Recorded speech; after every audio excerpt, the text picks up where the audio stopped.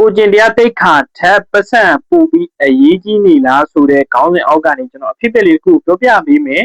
အဲ့ဒါကတော့အခုကျွန်တော်တို့ရဲ့ခက်ခဲနေတဲ့ကာလကြီးမှာလူတိုင်းဟာဘာဖြစ်လို့များပတ်စံရလို့ရှိရင်ကိုကျင်တရားတိတ်ခါတွေကိုခြာနှင်းနေရတာလဲဆိုတဲ့ခေါင်းစဉ်လေးဖြစ်ပါတယ်ဘာဖြစ်လို့လဲဆိုလို့ရှိရင်ဒီလိုကျွန်တော်တို့အားလုံးအခက်ခဲနေကြတယ်လူတိုင်းအခက်ခဲနေကြတယ်ဒါပေမဲ့ကိုယ့်ရဲ့ခက်ခဲမှုတိုင်းကိုအကောင်းဆုံးတိုက်ခိုက်ကြော်ဖြတ်နေကြတယ်ဒါပေမဲ့ဒီကြားထဲမှာလူချင်းအပေါ်မှာပတ်စံရရင်ပြီးတော့ဆိုပြီးတော့တိုက်ခိုက်တယ်ကိုကျင်တရားတွေပြတ်ပြားတယ်ပတ်စံအပေါ်မှာပဲကြည့်တယ်ကိုကျင်တရားတွေကိုခြာနှင်းတယ်အဲ့အတွက်ကြောင့်လူချင်းမင်းတို့ကျွန်တော်အဖြစ်အပျက်လေးတစ်ခုကတော့တော့ဘုံမှာဖြစ်သွားတဲ့အဖြစ်အပျက်လေးဖြစ်တယ်ကျွန်တော်ရှိမှရှိတယ်ကျွန်တော်ရဲ့အဝယ်လေးကကျွန်တော်လည်းမတွေ့ခင်မှာတော့ဘုံကနေပြီးတော့ကျွန်တော်ပွဲသားတွေနဲ့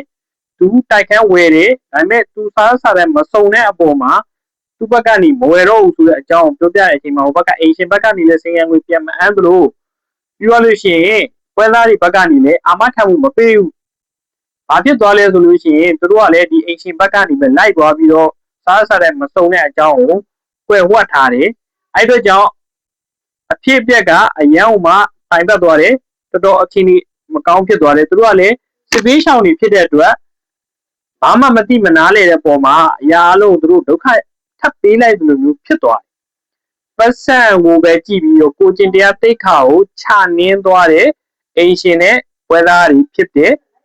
ဒီပုံမှာကျွန်တော်ရှိရောက်လာတယ်ကျွန်တော်ဘက်ကနေပြီးတော့ကျွန်တော်လည်းအတိလည်းဖြစ်တဲ့အပေါ်မှာကျွန်တော်ကူညီပေးဖြစ်တယ်ကျွန်တော်ခိုင်မာတဲ့အခန်းလေးတစ်ခန်းကိုကျွန်တော်နဲ့အလုပ်အတူတူတွဲလုပ်နေတဲ့ရှေ့နေအမနဲ့အတူတူကျွန်တော်တို့ချိတ်ဆက်ပြီးတော့သူတို့ပိုင်ဆိုင်မှုခိုင်မာစွာဝယ်ပေးဖြစ်တယ်